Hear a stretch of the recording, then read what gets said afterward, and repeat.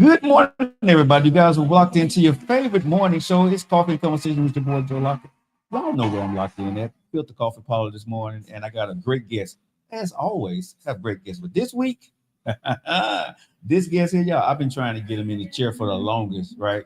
Been begging and plead. He busy traveling and doing stuff. But I finally got him in the chair, y'all, to sit down with your boy this morning. It is the owner of Filter-Coffee Parlor. Jeremie Kirkwood is going to be in the building with me today talking about the shop. Why did he let me come in here? Let's talk about how he got into all the good stuff. A lot of stuff that we got going on today. So you guys hang in for that. But before I get into the show, I always try to start with something inspirational. And I want to start with family because the show's going to be a lot about family today. Summertime is coming up, y'all. And I think, that we need to make sure we spend time with our family. I got a phone call this morning telling me that one of my cousins passed away last night. Right? That's a sad thing. Love my cousin, RIP to my cousin. But the other thing I want to tell people is make sure you pick up that phone and call somebody, right? No matter how far you are away, whatever the situation may be, right? Make sure that you take the time to call people because you never know when you wake up the next morning when they would not be there, right? So again, thank you so much. I appreciate you. All righty. Yeah, I got my coffee here. Good morning.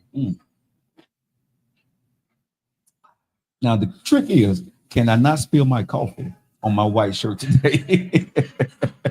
But yeah, if you guys got time, man, especially if you love people in your family and friends, make sure you guys make that connection with your family and friends because at the end of the day, you just never know when you wake up the next morning, you get that phone call and, they're no longer with us. And my cousin, she was, I think, 2 years older than me. So, my family is going through it at this time. It's a great loss to our family. So, rest in peace, cuz we love you. And I'm gonna dedicate this show to you, baby. I love you. All right, guys. With that being said, got a lot to get into the show today. Do you guys like coffee? Coffee has been a conversation from Starbucks to Dunkin' Donuts with coffee to you making coffee with Folgers. Man. Remember the Folgers in the house, right? Posting coffee, all that good stuff. I was never a coffee drinker. I remember my grandmother used to drink coffee, right? She used to drink this stuff in a little blue can. I don't even know if that was coffee. I got to ask Jeremy, but it was called Posting or something like that. It was in the blue can.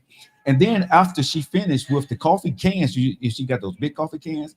Y'all remember back in the day when the houses, they would use the coffee can and put water on top of the stove. So coffee has been used for a lot of different things, right? Coffee can be used to actually grow, from what I was told, help you grow your plants and stuff like that, right? Where does coffee come from? Why do people open up coffee shops? Why do we pay $5, $10, $15 for a cup of coffee? Why do we say grande? Why do we say small? What is all this stuff? And you got the what's it called? The cream brulees and all this other stuff. What is coffee? Well, what I want you guys to do right now is grab your cup of coffee, whatever your favorite may be. I got the expert in the house. He's a family man. He's an entrepreneur. He's a busy guy, and he has given me his time today. He's giving y'all his time today. The one and only Jeremie Kirkwood, the owner of Filter-Coffee Parlor. Welcome to the show. Well, thank you, Joe. Appreciate you being here always, and thanks for having me here today, sir. Right. You can pull the mic for you. You don't have to lean to pull it to the way it's close to you. How you doing today? I'm good, man. It's a beautiful day out there. We got through that little cold snap. I think it's going to warm back up, and everything's going to get a little bit better around here. Well, thank you. Thank you for making time for me today because I know you're constantly busy in and out of the country buying coffee and things like that. Buying coffee. So thank you so much for making the time for me today. We've been wanting to get you on the show for a while. So number one, thank you. Yes, sir. Well, yes, sir. How is business going for you? Oh, it's good. We're coming out of the cold. People starting to want to be outside, and we're a large walk-up city, walk-up shop. Whether it be from UAB or the people that live in 5 Points here. But yeah, we rely on that foot traffic. So we rely on the weather. The weather is a big part of it. So a lot of things a lot of people don't know. Are you married? You have kids? What's going on with that, Jeremy? Yeah, I'm married. I've been married going on 18 years. Okay. I have 2 kids. Okay. One's about to be a senior, and a 13-year-old boy, Aubrey and Asher. The love of my life. They make everything wonderful. They are the most important thing in my life. So wow. So let me ask you this: did you see? Because I'm gonna get into your story. Yeah. But did you see yourself when you was a little kid being here owning a coffee shop? Honestly, So seeing myself as an owner, and probably not. I started working. My first job was a newspaper delivery guy, and so At 14, I was a kid out there on the bike throwing papers at people's windows, hoping not to break them. I broke one window once. It was a cold winter, and those panes were just thin and delicate, man. Why are you throwing at the window, Jeremy? Why are you throwing at the window? I didn't mean to. I'm a little stronger than I thought that morning, I guess. Right. But so I've always worked hard. I've always been dedicated. I had humble beginnings, little rough start, single mom, a lot of different things happening in the home, and actually. So I knew the way out was two ways: education and hard work. And so to say that I ever saw myself here, I don't know. I grew up with the mentality of surviving, and I did what I had to do to survive. This is breaking that cycle of surviving and trying to do the next thing, and that's thriving. So that's kind of where I'm at now. So did you grow up in Birmingham? Were you born here? No, I was born in Pennsylvania, an hour outside of Pittsburgh area, which is funny because whenever I moved down here at the age of 14, I actually I didn't realize, but I learned that Birmingham is a sister city of Pittsburgh. Really, I didn't know that. Due to the steel industry, so there was a lot of the Pittsburgh shops that would come down here and kind of help build and develop the Birmingham area because of the steel industry at the time. So, but yeah. So I lived an hour outside of Pittsburgh, and I moved down here. I lived in Jasper, hour outside of Birmingham. Just a lot of parallels there. But love being in the South. I've not have any plans to go back up north. Those long cold winters are not fun. So. Okay, I've got a question to ask you then. So you moved when you was 14, came to Birmingham. I got a question to ask because I've seen her. How did you meet your lovely wife? Oh yeah, so that's a great story. We met on a church trip. I was actually interested in a different lady at the time. Wait a minute, what? Yeah. She kind of on the church trip. You was interested in a different lady. I was actually pursuing another lady at the time, but we just she kind of caught my eye, and she pursued me a little bit, and then like the second I turned in her direction, I don't think she's gonna tell the same story. Oh no, she will. She caught my eye. She was very. She aggressive. Pursued you a little bit, yes. And then the second when I see you, Miss Kirkwood, I love to have this conversation with you. The second I turned my eyes towards her, though, she started acting like I'm not that interested. So she made sure that I worked hard, so I did my best. So I'm just being facetious here a little bit. What happened to the other woman? I don't know. I'm sure she is plenty fulfilled in life and happy. So were you dating the other woman, or you were just kind of talking? Have you ever been on a date with someone or multiple dates on someone and just not feel like you know them any more than the first time you met them? Yeah. And so it was one of those things where we actually had really fun dates. But I didn't see it going to know her. I don't know if it was me, it was her. I was young, I was in my 20s. But it was a matter of, and I took a car ride actually. So really where things kind of got traction with my wife is we went on a car. She simply asked if I could just drive her home. And in this car ride, and it was really kind of the defining moment. In this car ride, I learned more about her, felt connected with her in a simple 15-minute car ride than I had on the 5 or 6 dates I've been on this other one. So it was just something that just kind of just clicked and just immediately felt like, okay, there's a connection here. Yeah, chemistry. Exactly. And see, today, right, in today's world, you get to get a $50 dinner or $100 dinner. You got to go on 15 dates before it was the car ride. It's car ride. See, that's when you know. And how long y'all been married? Going on 19 years.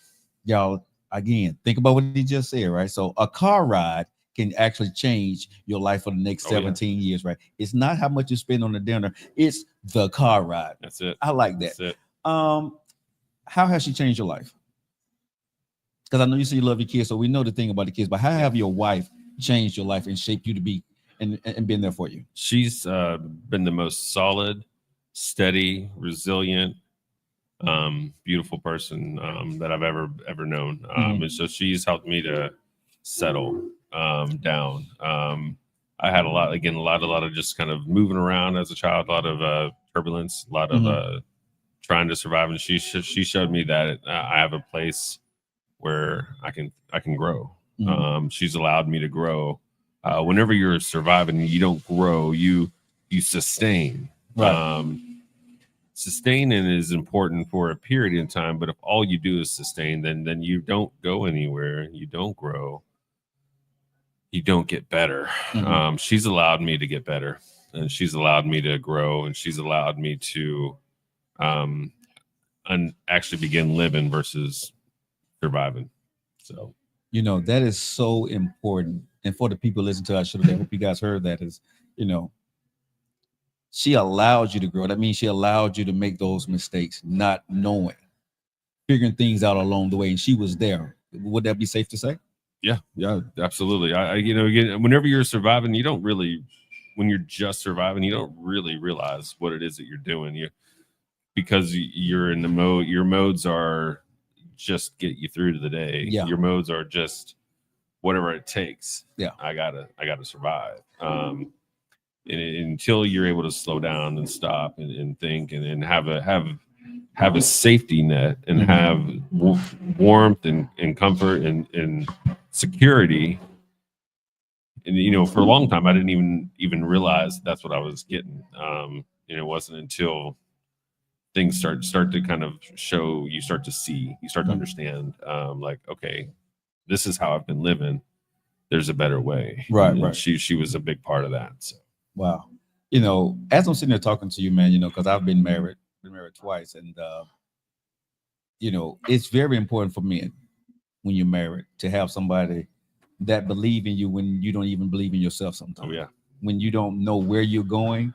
But like you said, she helping you grow. She's your backbone telling you, I believe in you. That's all you need is that one person to tell you, I believe in you. Yeah, 1,000%. And I think, you know, in our society, in our culture, I think men are we're just always supposed to be strong. And so, you know, we end up sometimes probably pretending to be one thing and in the inside be just not. And then, but we you know, but society tells us that we have to do these things. We have to achieve these things when we're not allowed to be broken. Yeah. But some of us are, and some of us need that space and that place to you know, but so you're right. Having a place where I can actually take that off. Yeah. And be real and be open and be willing to grow. Yeah. That's important. You know, that's important. I mean, because even when I was married, I don't know if I ever felt that I could. Yeah. Because I think there were times I overpromised and underdelivered. And then, you know, my narcissism of me being who I was, I couldn't take criticism. Yeah. I took it as judgment. I didn't take it as constructive criticism. Right. And I think that probably hurt, you know, my marriage, you know, on my part from learning what I could have done better. But it's great to hear you say that, and I hope people are listening to our show as we get into, you know, this story of how we got to the coffee. There's a story before the coffee. Yeah. Right. Yeah. There's a woman behind the coffee. There are kids behind the coffee. Right. It wouldn't be here without her. So right. Absolutely. And so we're gonna talk about the good stuff, but I need people to understand, like, when you see the people we bring on these shows, there's a story. Yeah. That people don't understand the foundation of what it took to get here, and then there's a foundation that it takes to stay here. Because sometimes getting here is very easy, or people may look at it as easy. Sure. But you don't know the strife that it has taken for you and your family to actually be able to get here, and then one day and say, you know, honey, I'm gonna open up a coffee shop. Right. Right. So, you know, you're saying, you know, your kids. So did your kids come along? How long after marriage? Pretty quick, actually. And so within the first year, we had our daughter Aubrey. Okay. And then about 4 years later, we had our son Asher. Okay. And then just yeah. So let's talk about the kids before we go any further. So your daughter. Yes. What's beautiful about her? What's the difference between your son and your daughter first? Lots of differences. Okay. I would say one of the biggest things would be, like, as far as personality and some of the characteristics of my daughter. She's very much like me. My son very much like my wife, and it's funny how those things kind of happen. Of course, they are. Boy, daddy's girl. Well, you know, no. So she's like me. But she always preferred mom. You know, that was, you know, I would come home from work and she'd be like, go away, you know, like, cause she'd had that time with mom, and So she just wanted to be right there. My daughter very much she loved being the only child also, so she got that for 4 years, and then her brother came along and she was like, I thought we were getting a puppy. What is this right here? I wanted a puppy. I asked for a puppy and you brought me this, so what's going on here? But no, she is a beautiful person, a great artist. She's looking to go start UAB actually, so we're excited for her in that next step for her. Yeah, she's great. My son, he's a very technical person. He's doing drums and he's running. He just recently kind of fell in love with running, and he's the type that will, if he's got something in his head or something he's thinking about, he's going to pursue it and like really diligently go after it. And so we've seen him just kind of progress exceptionally well with his running and his drums. So that's his focus. He loves to read. Both my children love to read, but him especially, he really loves to read. But yeah. So how have you and your wife dealt with dating when your daughter first started dating, when your son started dating? How was that? Well, actually, my daughter's only dated one boy, and really fine young man, but it just didn't kind of work out. And she's really set her goals on academic pursuits at this point.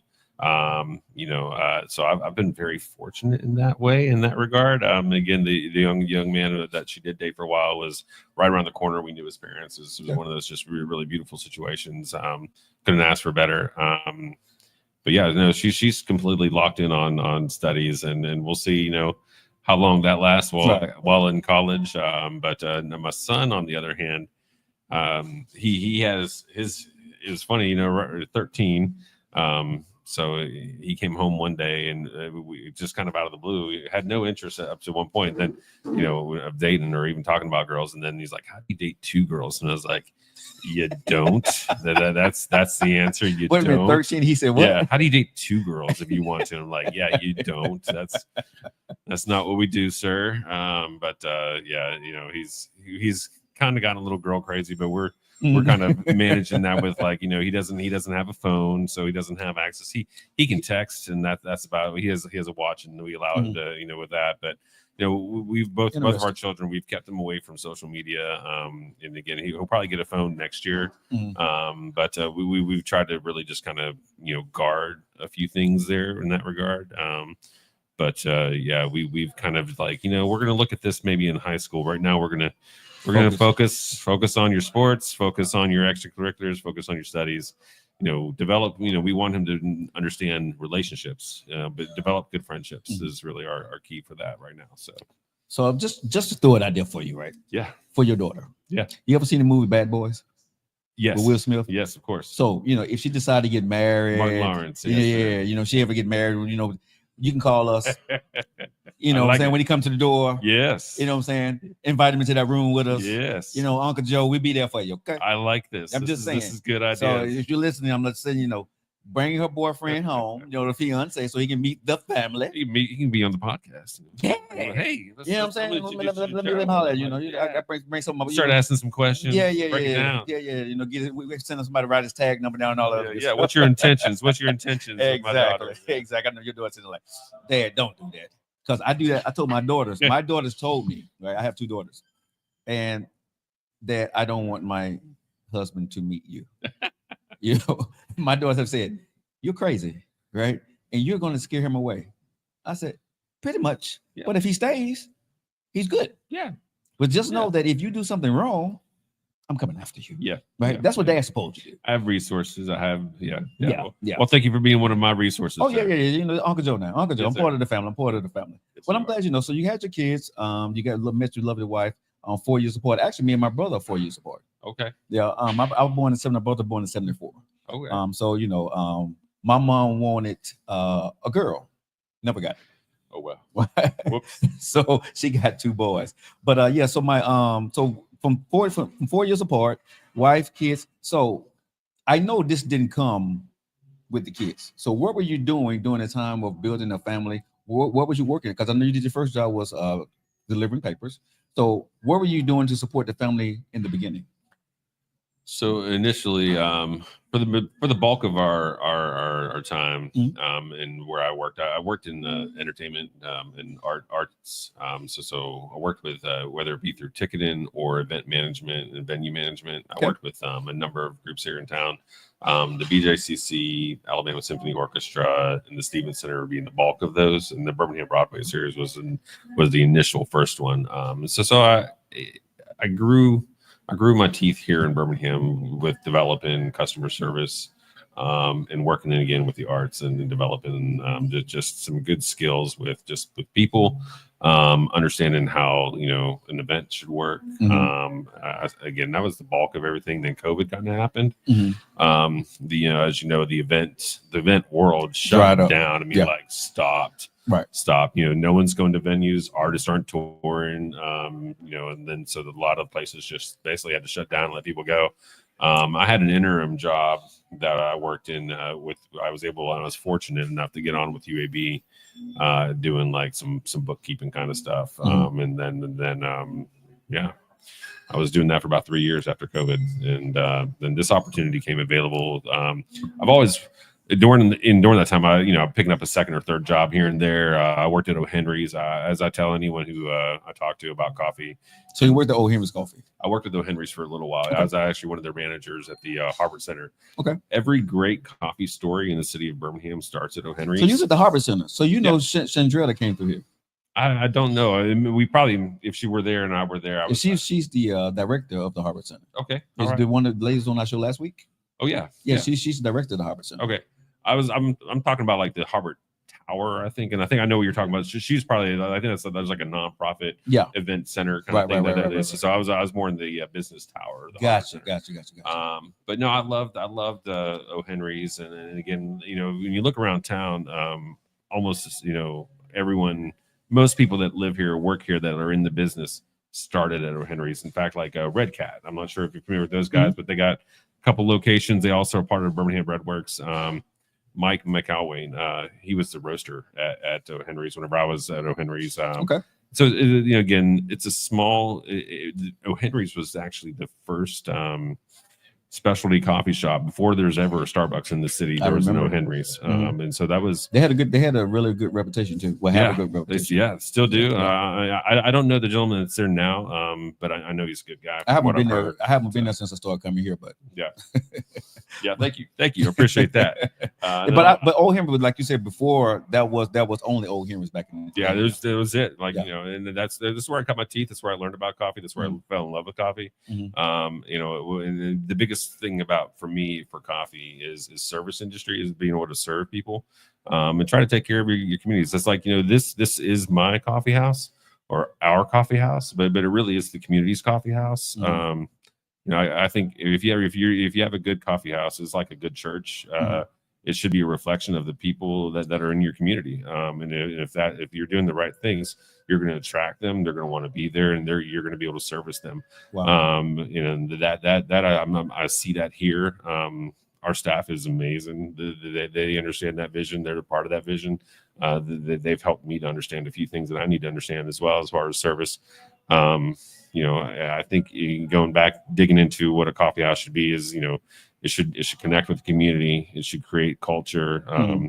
And then, and it should, also have an element there that is collaborative. And so that's where you come in. You say yes to people that want to find ways to interact. And you came to me and said, "Hey, I'd love to do something here." And I said, "I would love for you to do that here." So and you gave us this opportunity. But before we get to that point, I want to get here, because let's be honest. Right. When you open up, how long you been open here? We're going on about a little over a year now. So okay. So when you opening up a coffee shop in anywhere, in any municipality, right? You got to compete against we know who, Starbucks. Oh, yeah. And what was here before? Starbucks. Yeah. Let's talk about that, okay? Because this was Starbucks didn't make it, right? For whatever the reasons may be. Sure. But this was the South Side, and for a brand not to make it here on the South Side, right? Yeah. And then you go home, and this is where we got back to the foundation, right? Right. The wifey, right? How did you go in and tell the wife, I'm finna put a coffee shop where Starbucks didn't make it. How was that conversation? Well, I am fortunate that we had a turnkey with that. This was actually opened by another couple, Jill and James. They opened 5 years, 6.5 years now, but they ran it for 5 years, and so it was a little bit of a turnkey. So they did a lot of the hard work as far as like digging in and making it happen. I was able to kind of come in and pick up where they left off. Getting back to your question about Starbucks and them not making it, they had their definition of surviving. This is going to be the difference between a local coffee house and a Starbucks. Okay, let's talk about it. A local coffee house is what everything I said about we need to connect with the community. It should look like the community. It should collaborate with the community, and it should service the community. And so that's important for me. And I need to make revenue? Do I need to pay my employees? Do I need to hopefully put a little more in my bank account than was there last month? Yes. That's my definition of success. A Starbucks, basically the reason why they shut this location down and many others at this time was it didn't make $1 million and it doesn't have a drive-through. So you see in that in itself just the simple equation that they have versus something that says, hey, I'm here for the community.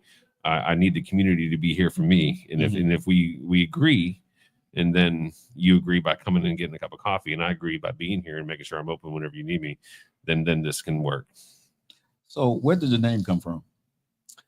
Again, that was somewhat of a turnkey, but it is, but you've made it. I've owned it. I've tried to own it. You could have changed it. You kept it. So what does it mean for you? Actually, one of our employees, partner, actually came up with a sign, and we've had it here posted from time to time, and it says "Filter Coffee, not people." And I think that's really, really important. Initially, I think there's the idea of filtering and what it means.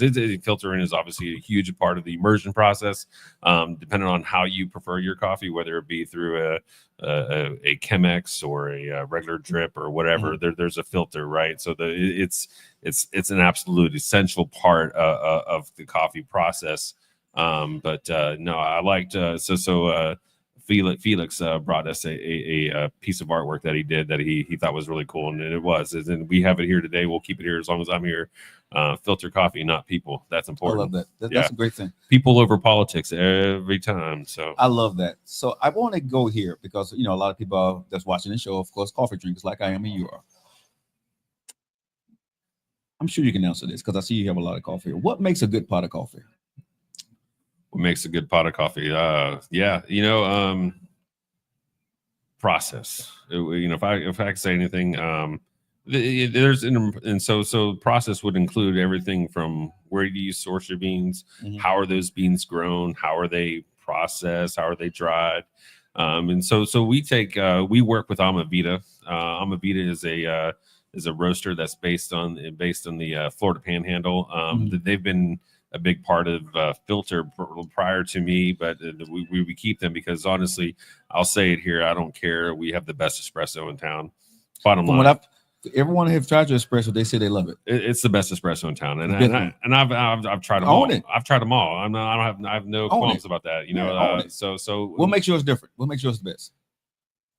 Probably our roast levels. I would say second to us would probably be Seeds, and I'm okay to say that because I love those guys over there too. But no, I would say what makes ours really good is it's distinct. It is very it's very forward. A lot of coffee houses are what they're gonna do is they're gonna get something that's a little more base, so that whenever you put your vanilla or your chocolate or whatever you want to make that into, it blends a little better. Ours kind of stands out. You should get a little bit of a bite. You're going to get that orange. You're going to get that little slight bitterness, but that says that this is espresso. But we take especially, we're very proud of when people come in and they get this a doppio or that's a double shot, or they just want a cortado. We take a lot of pride in making sure that what they're getting is something better than they would get almost anywhere else. So for the novice coffee listeners that are listening to the show, what is espresso? Espresso is mostly, it's going to be, sometimes you can get a single origin, but most espresso is going to be a blend of a variety of coffees. And so what you're really relying on and what you hope for is that you have a good roaster that knows what he's doing, knows he's going to get to that specific profile. And excuse me. And so the profile that you're looking for is going to be a nice, bold, slightly bitter, but strong kind of boldness to it. And you achieve that through the bean and your roast levels. Starbucks, pardon the term, but could be considered Charbucks. If you look at the beans, they're almost always almost black. They're always going to have a lot of oils. And what's happened there is that they've roasted them to a level where a lot of the sugars have come out and caramelized, and that's why they're going to be shiny. That's why they're going to be oily. You don't have a lot of what you lose in that is the nutrient. What is the nutrient of a coffee bean? Well, the caffeine value. Yes, that's what I want my coffee for. I want my caffeine. Right. I want more caffeine. If you've gotten to that level, then it's going to take extra shots. You're going to need that extra shot versus a lighter roast like what we carry. Those 2 ounces should be enough to get you going for the day. So it is about like how we roast. So I don't roast. We don't roast, but Alma Vita, and we trust them to do so. They have a more of a medium roast level. It's going to get to a nice brown. They're not going to get the sugars on the outside. They're all in the flavor, all of the caffeine. You'll have a higher concentration simply because they're not over roasted. But you're still going to get all of the notes that you want in an espresso from that bean because of the selection of the beans that they're doing. Versus Starbucks or other variations of them, Starbucks would rely more heavily on the fact that it's so dark and it's so roasted so dark. You're going to get that char / espresso. It's going to be bold. It's going to be bitter, but not for the reasons that ours is. Right. So when people come in, one thing I can say about Filter-Coffee Parlor is always great customer service. Always. Thank you. No matter if you're here or you're not here, the customer service stays the same. That's awesome. We have a great staff here. You have a great staff. You have a really great staff. I want to ask you this though. When people come in, I know people order a myriad of different coffees, right? But what is one of the most famous coffees that people always come in and ask? What do people most come in? Because you have a lot of different things. Do people come in and get the espresso? They come in and get the snacks that you have here, or do they just come in and get coffee? So one of the things I do think kind of sets us apart is that we have probably one of the most extensive menus whenever it comes to various lattes. A thing called Fourth Wave Coffee is where Fourth Wave. What in the world? What? So the coffee, and we're kind of in between the third and the fourth wave coffee. Fourth wave is where they minimalize a few things, that they cut back on the options. They cut back on the you still have variety, but like most coffee houses these days do the fourth wave movement are going to have maybe 4 to 5 different coffee or latte options. And whereas what we've found is, like, again, going back to what does our community want? Well, we have a lot of drinks that people really love. And so if you love it, it's going to make it to our list. And so again, I think we do have one of the most extensive because we keep ours around. If it's a favorite, we just add it to our list and we keep it. And we make sure that we're able to do that because we want to take care of our guests. But I saw something Starbucks did. Sorry to cut you, but I saw something Starbucks did maybe a few months ago, if I'm not mistaken, that they did have some things on the menu. They was taking some things off the menu, due to it wasn't selling as much as it was, and they took some things off the menu. But what I'm hearing you saying is, if it's a seller, you keep it on the menu, which is good. Yeah, and we'll evaluate and say, like, okay, that's really not moving, or why are we having this, or definitely. And we also innovate. We try to, as a team, come together. And it's a great opportunity for our staff to just kind of contribute and have conversations. And then that's one of my favorite things to do, is to kind of work with the staff to kind of identify, like, what do you think we need to do this season, and everyone kind of gets to contribute to that process. I'm getting really close, and probably next week I'll have our spring menu out. We've probably a little delayed on that, but we're really close to having a really good spring menu launch. So I'm excited about that. I can't wait about that. And also, just for the people that's watching the show today, right, Jeremy, we're having a conversation. Yes. About me. Yes, we are. And we got to find the Joe. Yes. Yeah, we're having a conversation about me, and I'm having my own cup of coffee featured here at the Filter-Coffee Parlor. In the works, right? In the works. I want to make sure that it is, truly you. Yes. And so we're gonna be working on that. I hope to have a launch about that really soon. Maybe by summer, or maybe before, but let's keep talking about that, because I want it to be want it to truly be you, and I'll we'll I figure would that say out. I'm looking for. Hopefully, we can come to the thing where, as we talk about it, for it to be strong, Yeah. healthy, Okay. um, and a little, got a little, pizzazz to it. Like me. Pizzazz. Yeah, whatever it may be, but is that, it's healthy. It's that the confidence. Yes. It Yes. it says when you drink it. Oh, okay, that's Joe. It can stand on its own. Stand there. You go. go. There you There go. you go. Yeah. All right. So I don't know what that looks like and what that's going to taste like. We can try. We can. I'll work on a few things. We'll put them in front of you. Yeah. You can give me your feedback, and we'll go from there. I have no idea what I would taste like. I'm in a cup of coffee. I have no idea, but I am very excited. I want to thank you and your team for working with me to be able to come up with a cup of coffee here for me. I appreciate it. That means a lot. Yeah, that means a lot. That means a lot for us. How do you hire your staff? Because you have some great staffers. So how do you go about hiring? All just like what we're doing right now, a conversation to begin with. Then we'll give them an opportunity to kind of come in and do a stage that allows them to kind of just spend some time with us. We get a feel for them, they get a feel for the shop. And again, it's all about a conversation. We'll come back to that at the end. So what did you think? How do you feel? Do you like what we're doing? Do you like who you're working with? We're so small. And so it's really important that we get the right people in the right place. You say you're small, but I think you're big. Thank you, when you say small, to me, it's like going into a little corner, right? Coffee shop where there's a little bitty counter and a couple of things of coffee. That's not Filter-Coffee Parlor. Right. You have upstairs and downstairs. Upstairs and outside. You got a nice little patio. You got a patio outside, Beautiful. right? But people can see out here. You see behind us, right? If you see right now.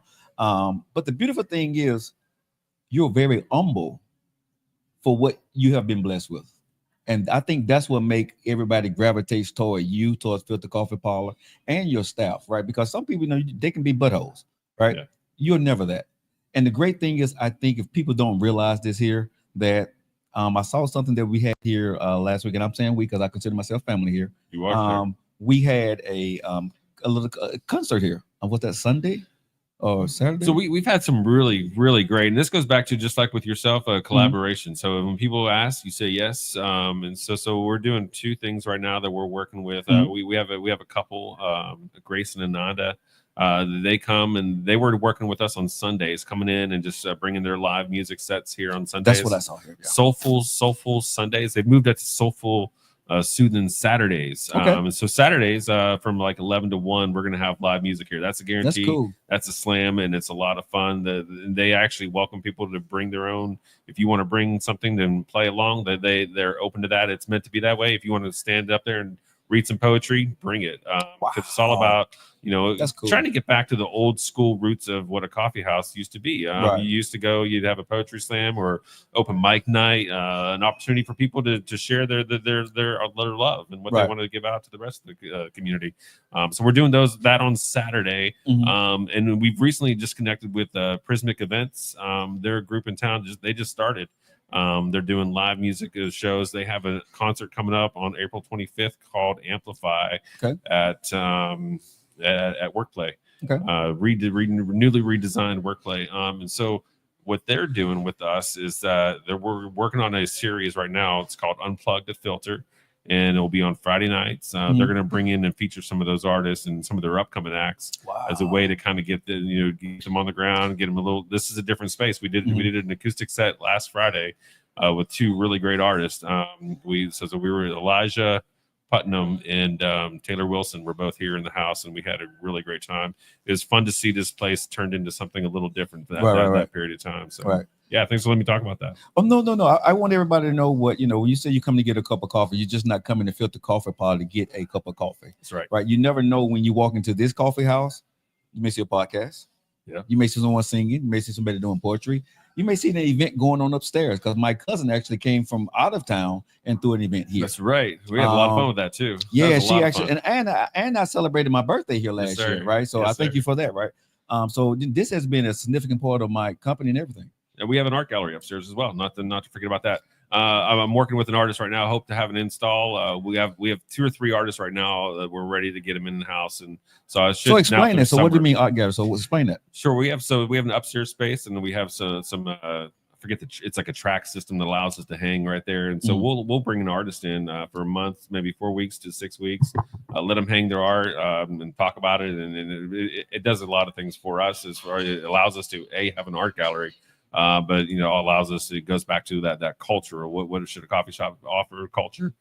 So we allow for that, and we want for that. And so artists can come in and put their art up here for a month, and then have like a showing for their art. Like we'll have an open form if they want to. They can sell it. We only thing we ask is that it doesn't come down until after the show. Right. But yeah, we've got a great space for it upstairs. And so whenever we do have an artist in house, we'll put a little poster in our front window that lets people know as they walk in, like, oh, there's an art gallery. Let's go check it out. So. Now that I did not know. I didn't know about that. I seen art up there, but I just thought that was your art. Yeah. Those are different artists that comes in and put up art every month. And we worked with anywhere from like an elementary school to someone who's actually a known artist.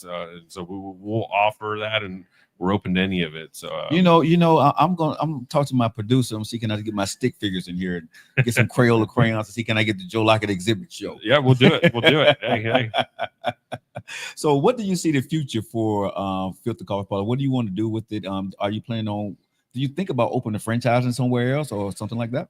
Yeah, that would be a much further down the road. I think gradual steps, one at a time. What I'd love to see us do is be a little bit more out in the community, doing like live events with different things, being at different places, as a way to kind of get our name out in the community. So whether it be a farmer's market or like a live event or something, that would be really great to kind of expand to there. Grow our catering business would be another way. So so what's the catering business? What is that? Because I don't know anything about that. Well, we got great coffee, right? Right. And then we could also do, we've got some great, some good edible things. Sorry. So some good pastry, some good, other things like that. And so, if you have a meeting and you're thinking, hey, I need to feed these people and they need a little bit of coffee to get them going, we can do that. We do great things with our iced espresso and things like that. We can do with that.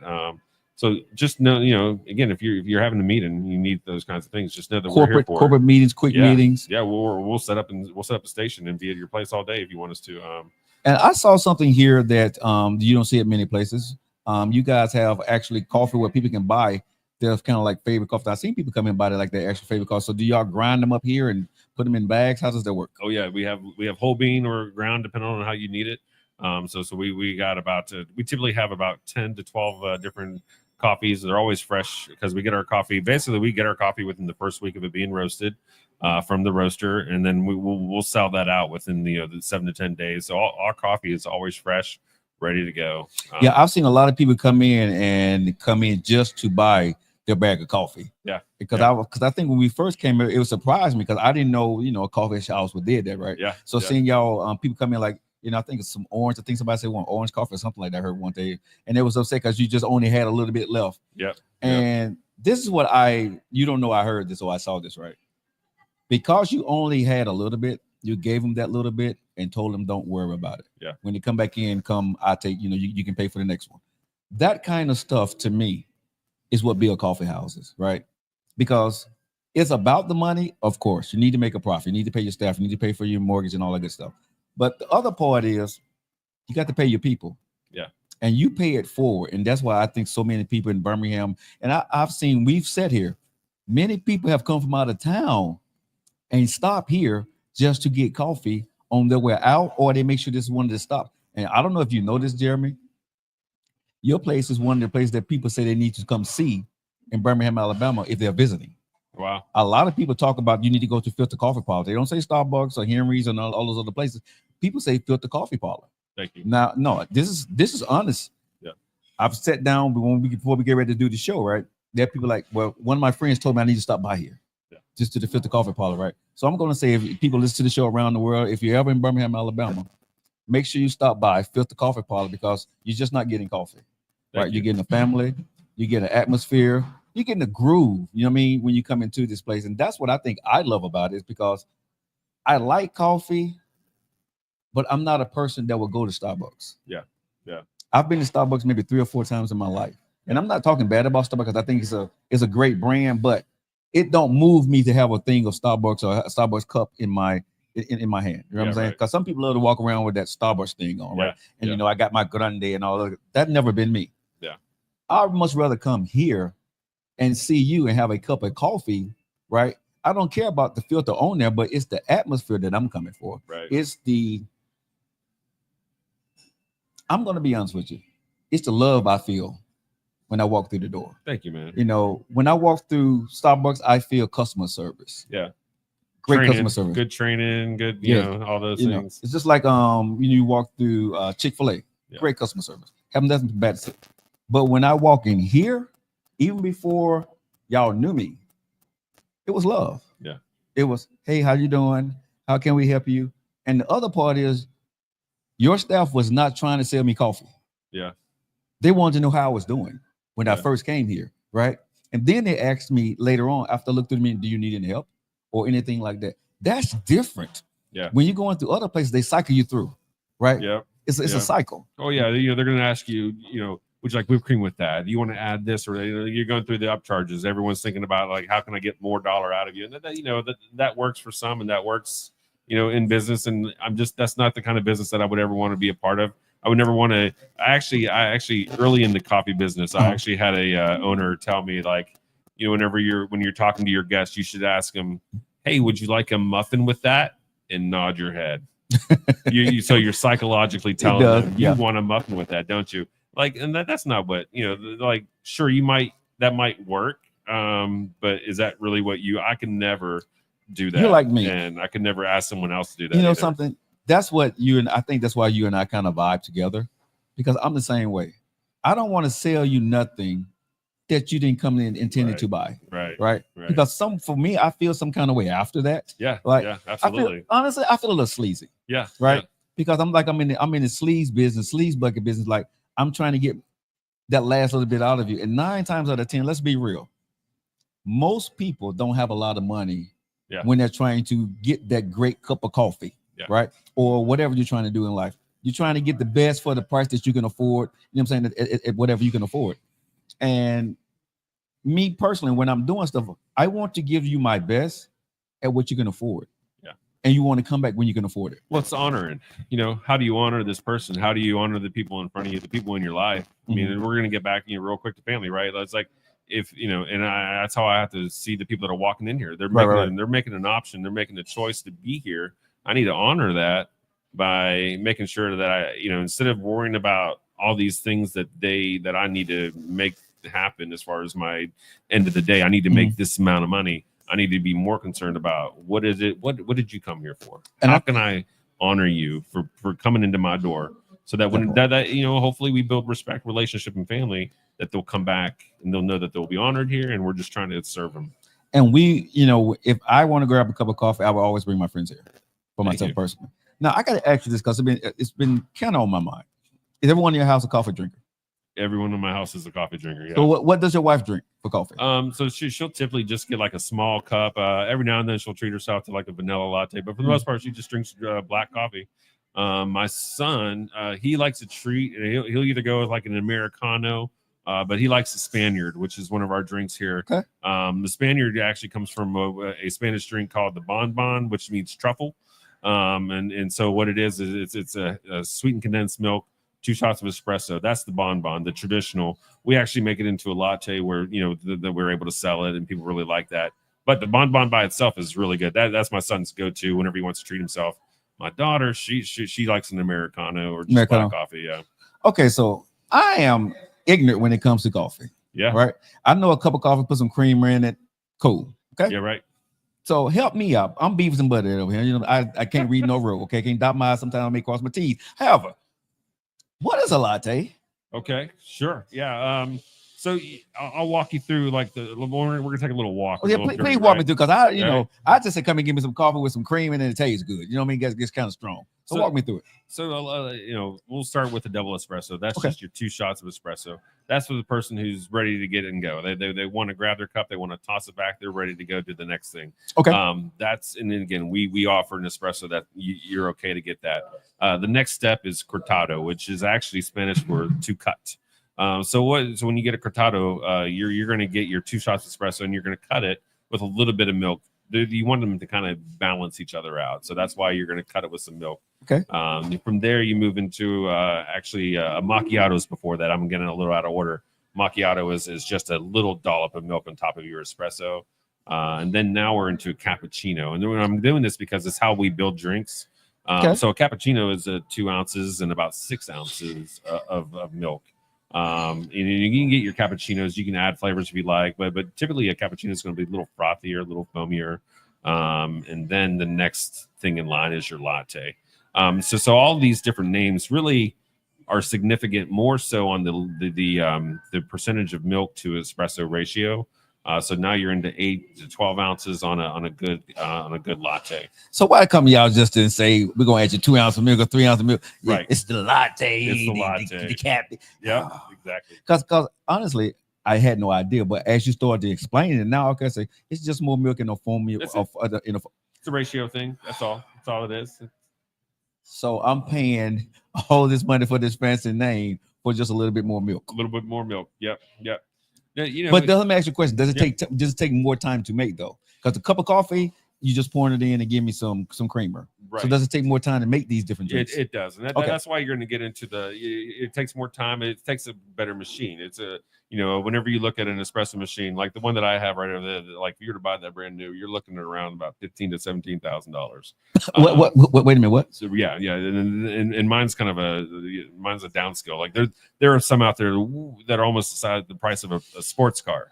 You can get up to about $60,000 for a what good, does it what does machine. it do? It make coffee by itself without nobody doing it, right? For $15,000. No. So you got to know how. Now that you've invested, now you need to know how to use this machine, how to take care of the machine, how to make sure that it is. But it grows its own coffee behind it, right? No, it doesn't do that either. Nope. It's just I can't stir up a cappuccino. I'm just saying. Well, that's the big, people, because some people will get these home machines that are like, and as much as that's nice that you have that, it's still not going to deliver. So to get an espresso, that's the extraction process on that is really, really important. Gotcha. It requires a certain temperature in the water. It requires a high level of pressure as well, because you have to extract an espresso shot right around 21 to 24 seconds.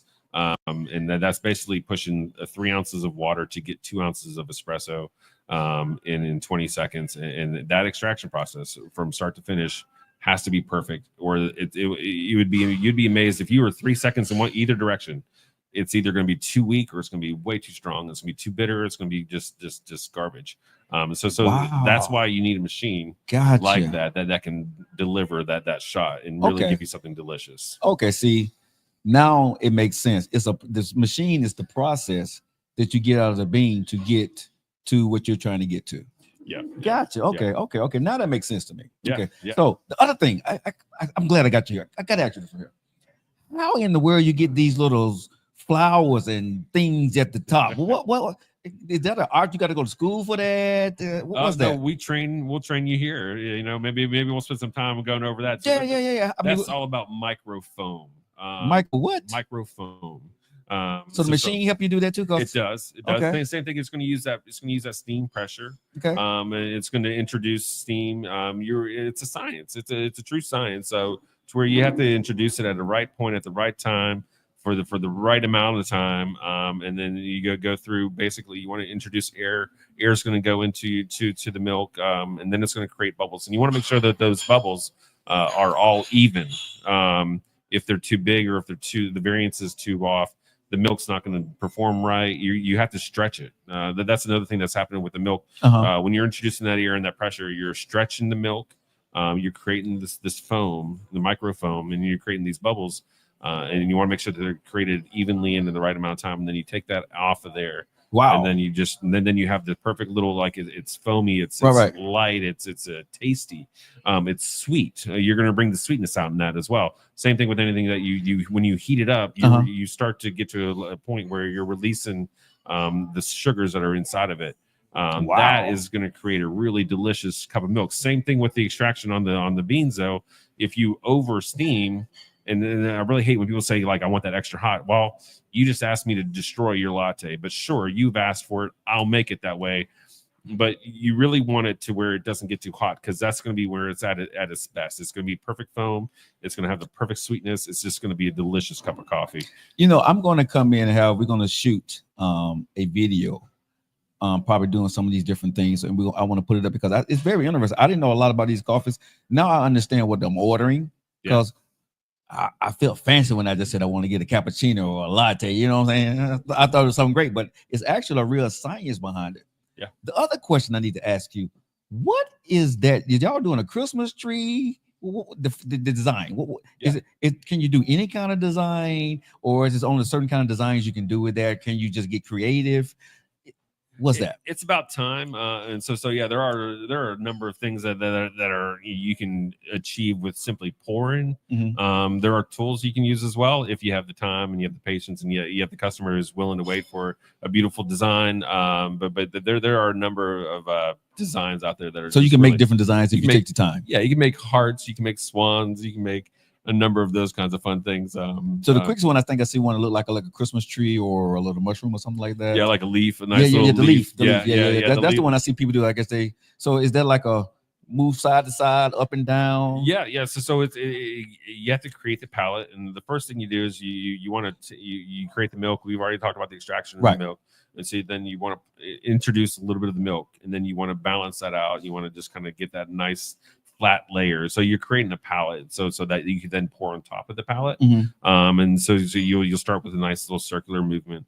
And you'll kind of keep it at the top of the cup. And then whenever you're ready to, you right there, you're kind of pouring. Mm-hmm. And then you'll get to the place where you'll stop pouring and then you'll dump.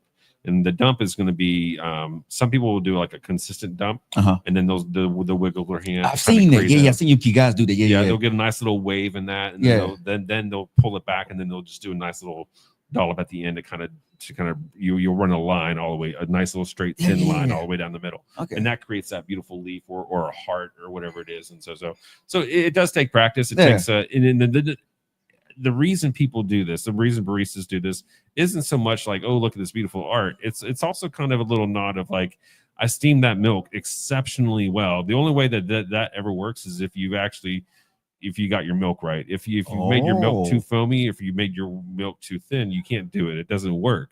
So it's kind of like a stamp of a certificate of look at what I did. You got really good milk there because I put a design on top. Well, I get good milk every week then, so yes, I love it. Yes, sir. With the salted butterscotch. That is my most favorite coffee here. That I drink that all the time. I need to ask you something. We make that in house too. That salted butterscotch. That's your own personal mix, right? We use real butter, real sugar. We try to in most of our drinks stay away from the moan-ins and there's a few things that we use. We use when we do use outside sources. If we don't make it in house, we try to use a place called oh gosh, I'm trying to blank here. What am I thinking here? It's not moan-in. I'll tell you that, and for whatever reason, it'll come to you. Pink House Alchemy. There we go. It's a husband and family. It's a husband and wife team in Arkansas. That they have. They make their own syrups, and we utilize them whenever we can't do it in house. So, this is something before you get out of here. My personal question I have for you. Got 3 questions, but this first one here is what we've been seeing in the news as far as tariffs. You've been a family-owned business. Is that going to affect you, or have it started to affect you? We've seen a slight increase in pricing already. We don't know what that's going to look like down the road. We're definitely keeping an eye on that. Obviously, coffee is the second commodity in the world, second to oil. So it's pretty profound as far as the impact globally. What that could mean for us. We're definitely keeping an eye on that. I've seen a slight uptick. We're going to do our best. We may have to at some point have to bite the bullet and increase pricing, but it's something that we are, I would say, closely monitoring at this moment. So, well, we're going to say prayers for everybody when it comes to that. And, as long as I still have a job, I will make sure that I continue to buy coffee. Yes, the other question I want to ask you, how old are you now, Jeremy? I am 47, sir. Okay, 47. What would you say now at 47? 2 lovely kids, beautiful wife, to the 14-year-old Jeremy? Yeah, that's a really good question. And there's a lot of in betweens, a lot of it's really hard because like did the fallacies or the false steps or the traps make me who I am today? They did. I would say I would tell myself, wait, because this beautiful thing is going to happen for you, and that is going to be your wife, and just be patient and know that God is good, and truly find some peace in that. So, yeah, That's beautiful. And last question: what is your favorite cup of coffee? my favorite cup of coffee. I kind of go. So again, I used to work in Broadway series, and so someone would ask me, "What's your favorite Broadway show?" And I'd say, "Well, it depends on," and it depends on a lot. So it depends. Like for Broadway, for me, it depended mostly on like there are things that are like life changing in Broadway. Then there are things that just make you laugh. And so I always had like a number of go-tos that Okay, so you had a couple of favorites. Yeah. Okay, let's go. So it depends on like what I'm doing. Like for the most part, I love a good cup of coffee, just a good black cup of coffee. I do like for my coffee when if I have my preference, I like to be a little boozy. I like for it to have some really I guess what's the nuance to it. Mm-hmm. I want it to be rich. Some people like the chocolate notes. I'm probably more on like I want to taste the grape or the roasted tomatoes. Believe it or not, roasted green beans or roasted tomatoes in coffee is one of my favorite notes. So just a good black cup of coffee. Outside of that, I have my espressos go-tos as well, and I would go with the bonbon. I love just some. I love some just again that Spaniard that bonbon. I'm gonna have to try that next week. Yeah, I'm gonna try that. I think what we'll do to trying to figure out what we're gonna get for you is I think I'm gonna bring me different cups. I'm gonna bring you like we're gonna like a flight. We're gonna have a flight of coffees and we're gonna do 3 or 4 things and we can just talk about each one of them and see. And we'll kind of like narrow it down through a process. I want to record this series too. So I got one more thing I want to say about some special something. Go ahead, there's please. like this really cool thing called show. a Zablione. It's an Italian Zablione. Okay. So it's where you take an egg yolk and you add some sugar and you whip the mess out of it like forever. And you create almost like a custard and then you pour espressos directly on top of that. Oh, wait a minute. You talking about this is for coffee? Right. Yeah. Whoa. You get your protein. Wait. So you get your protein. Wait a minute. Go back and talk about that again. Now, what is it? It's just a egg yolk. Okay. A little spoonful of sugar. Okay. And you whip it until it's almost like a nice little thick consistency. And then you just put the espressos directly on top of it. It's so good. And so you get your protein and your caffeine, and then you just go on about your day. Okay. It's really good. That may be. So yeah. That may be something. We made throw that out there. We'll put that on that first flight. That may be something that I may be looking at. Yeah, high protein. You like your protein? Yeah. I had a protein shake before I actually did the work. I had a protein shake before I came here. There you go. Yeah, that'll definitely. Man, that's nice. Espresso Zablione. You'll be surprised to like. It sounds a little scary, but it's actually really, really good. So I like that. I like that. So Jeremy, if people want to come to your shop, they want to do events, go ahead and put it out there how they can find you, how they can get in touch with you, all that good stuff. All right. So filtercoffeeparlor.com, Filter Beham on our socials. Check us out. We always got something going on. Like I said, Saturday will be Soulful Soothing Saturday, and I can't wait. We'll be hopefully announcing our next Prism Events concert here soon. Well, Jeremy, I always do this. Wednesdays mornings here with Joe. And this is what I want to do here because I always do this. Jeremy, thank you for the friendship, the sponsorship, and always a good cup of coffee right here at the Filter-Coffee Parlor. Appreciate you, Joe. All right, y'all. We have learned so much today about coffee that I had no doggone clue about. I'm kind of an expert now. You want to holler at your boy, you know what I'm saying? I give you a little bit of talk, then I'm going to send you over to Jeremy. Now, make sure you guys come down to Filter-Coffee Parlor. Next week, we got me from Frozen Roof. She'll be in the building. Also, this Thursday, I will be at Uptown Jazz with the one and only Ebony Steele. Y'all know who she is, right? She's finna teach me line dancing, boots on the ground. I'm gonna have my cowboy hat on. Y'all make sure y'all come out. It's gonna start at 6:30 tomorrow, uptown. Y'all make sure y'all come out and holler at your boy, holler at Ebony. There's gonna be a lot of people coming out there. So looking to hang out with my girl again. Love hanging out with her. The one and only Ebony Steele. She got her own dance studio. That Ebony Steele, radio, TV, that Ebony Steele. Yeah, we're gonna be in the building at Uptown Jazz tomorrow, 6:30. Come on through, follow on through, holler with your boy. But other than that, for the rest of the day, if y'all got anything going on before y'all go home, they stop by Filter-Coffee Parlor. Talk to Jeremy and his crew. They are here. There are a lot of people watching the show right now. Like, what is Jeremy doing? He's sitting over here with me today. So, Jeremy, honestly, man, thank you so much for coming to the show, man. Let me say this to you. Thank you. Thank you for everything you've done to the community, for what you're doing, for what you and your family bring, the love, the spiritual aspect, the hiring of staff, the events that you bring to this city, man, the feel that you bring. We appreciate you. We really do. As Locking In Media, but the city want to say thank you to you and your family for thinking about this kind of environment and working hard to provide it for us for the city. So thank you so much. Thank you, Joe. I really appreciate that. And thank you as always for being here. You're a big part of what we do, and we thank you for it. I consider myself family now. Yes, sir. Absolutely. All right, guys, we're going to see you guys next week. You guys have a great day, y'all. Grab it. I hope you guys enjoyed your cup of coffee. I'm going to finish mine. I'm going to finish here having a little conversation with Jeremy, and you guys have a good one. See you guys next week.